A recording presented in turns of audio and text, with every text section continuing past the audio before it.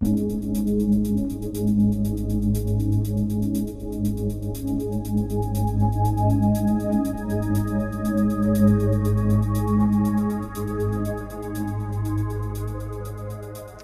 think the pursuit of learning and scholarship in my teaching exists in several forms. One, in the classroom. We're actually doing a project around campus right now. There's a lot of research and a lot of media attention for texting and driving, and what our students decided they wanted to look at, since on a college campus we do a lot of walking, we don't do a lot of driving, and they wanted to look at texting amongst pedestrians. So as students are walking around, in particular as they're crossing the street at intersections, are they distracted? Are they texting? Are they reading? Are they talking? Doing something other than paying attention to the traffic? And we've been working on this for about a year and a half, and they've really gotten involved with it. The students are really excited about it, and it's something that hits really close to home for them, because they're, in a lot of ways, they're studying themselves. One of the classes that I teach in arts technology is a computer programming for artists class, and I have got musicians in there. I've got some computer programmers who already know this stuff. I've got some students in there who have never touched a computer before, and it runs the gamut. It's the whole range of students. It's really interesting and fun, actually, to develop a course with all these people in mind. There's this place on campus called CTLT, the Center for Teaching and Learning Technology. It's an amazing place, and they have courses there to help you learn how to teach better. So I've been taking classes there, and one of the courses was sort of a design, to help you design your course better, redesign your course. And the faculty mentor there told us that your goal for your course, the first thing you think about for your course, should be how you will transform your students. How will you give your students a transformative experience?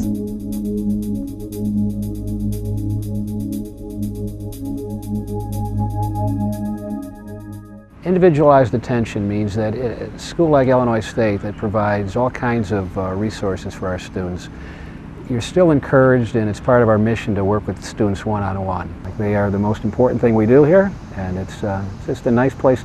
It's a nice place to be. I'd say one of the best things at the university is our wonderful honors program. Each semester, students will come up to you, as they do me, and say, "Can I take your course for honors?" So you get to work with a wide range of students, but those provide special opportunities to work one-on-one with a student and watch them develop. We have wonderful advisors. Students in a place of this size, when they have an individual problem, I'll often get a call from the advisors, or if I have a question about what course a student might want to take, I know exactly who to call and where to send them, and they look into their situation and provide that individualized attention.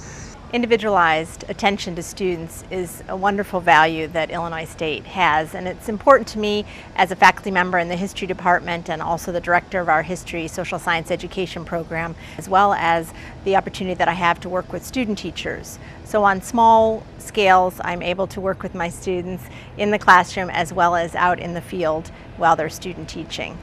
Through assignments, we're able to have a closer working relationship because of the small numbers in our courses, as well as the focus that we have to working individually with students. And I hope to be a role model to them, both in content and pedagogy.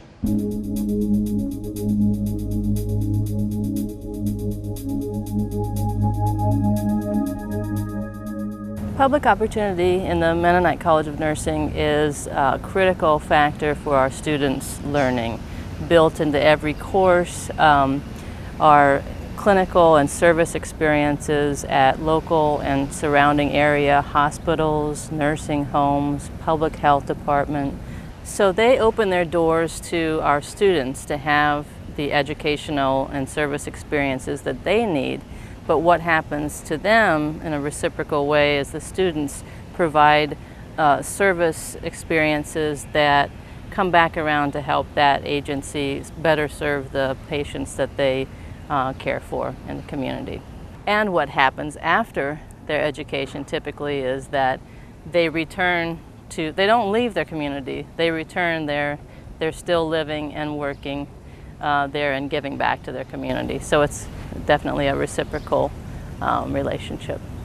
Public opportunity in Milner Library, one of the things that we really try to stress for everyone, faculty, students, the community, is we're open for everyone. If I were a new faculty member here, the first thing I'd want to do is find out who my librarian was. We have librarians for each of the subject areas, and to be a librarian at Milner, we have to have obviously our master's in library science, but the other thing we have to do is we have to have a subject expertise. And so when new faculty members are working with their librarians, they can talk to the librarian on their subject area, and they will be talking to someone who's familiar with the subject area and the content. Public opportunity in business teacher education means that we provide outreach to practicing teachers around the state of Illinois and sometimes around the nation. For the past several summers, we've offered 2 classes in an online format. The 2 classes that we have been offering are part of a requirement that the state of Illinois has for teachers who would like to become teacher coordinators for work programs. And work programs allow students to attend classes part-time and go to a job the other part of the day at the high school setting. This allows students to build some classroom skills and at the same time build some work skills. There are very few institutions in the state of Illinois that offer these 2 courses. Illinois State University is one of them.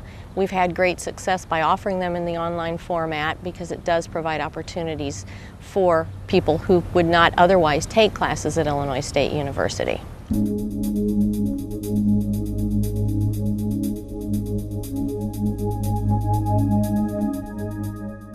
Diversity in the study of bilingual education means that students acquire a foundation in the education of culturally and linguistically diverse students, with an emphasis on English language learners. This course challenges students to examine their own identities and biases as it promotes teaching for social justice and advocating for students and families who have been traditionally marginalized in our schools. As of this year, the study of bilingual education will provide a unique opportunity for students to conduct service learning projects in the Chicago Public Schools to gain experience in urban bilingual education contexts. The first in a series of bilingual education classes, this course is open to students from all majors. And often we connect diversity to issues of power and inequality, or groups that have more opportunity, less opportunity.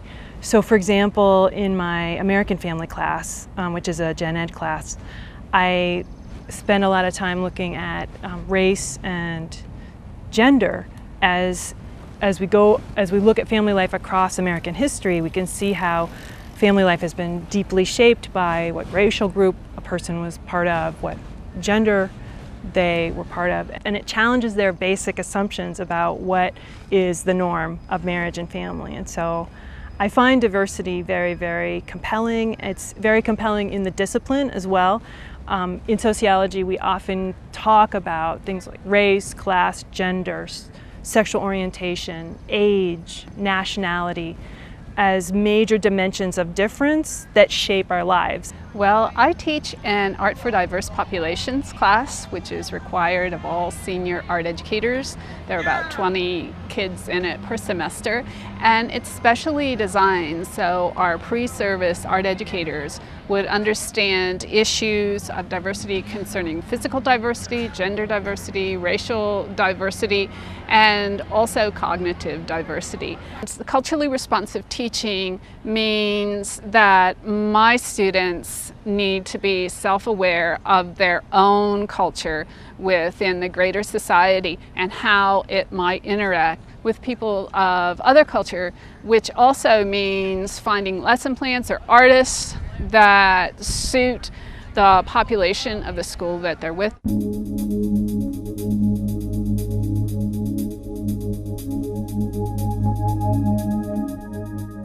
Well, I want my students to be a solution to the problem. I'm not really interested in my students sitting on the sidelines. I want them really engaged. And I don't think it's really just my class that's really doing it. I think it's a collective effort here at ISU, where we have really a team of faculty as part of a community that are all trying to reinforce the same theme across the curriculum.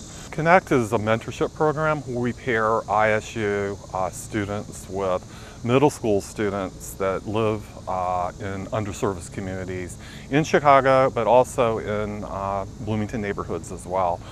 In this program, the job of the ISU student is to connect the middle school student to the college experience.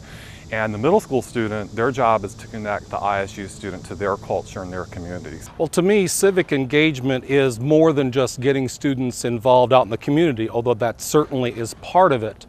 The biggest thing is for students to become aware of public issues, to become involved in them in class discussion, in public discussion, in discussion with friends, being aware of what's going on, and also understanding how things work. And that's the biggest thing for my classes, in particular international public relations and environmental communication. Being asked this last year to be the advisor for the green energy team was really exciting because it gets at the heart of what we mean by civic engagement. The team actually works together to place recycling buckets for particularly aluminum cans, and the more they raise, the more environmental equipment that can be purchased and used in the community. So it's a real good example, and these students are from a variety of majors, not just the sciences. And it gets them involved and gets them to see how things work, how volunteerism works, and how community engagement works. Well, civic engagement for me in my teaching means getting students involved, getting them thinking about the social issues that impact them and the rest of us in society.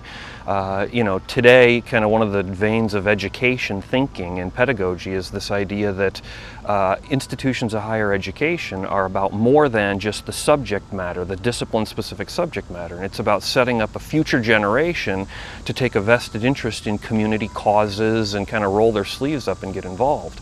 And so in an honors class that I have, it's a Gen Ed honors class called Individual Society and Justice. We have integrated this idea in this civic engagement, getting students involved, public opportunity with the final project that they work on throughout the semester. And one of the main requirements, or a primary requirement of that project, is that they provide the reader, whoever comes across their web page, they provide the reader with additional sources and information and how they can get involved. So whether it's, you know, donations, or, you know, how can you get involved in your community? Can you go help out at, you know, shelters? Can you, what is it that you can do to get people interested in these causes?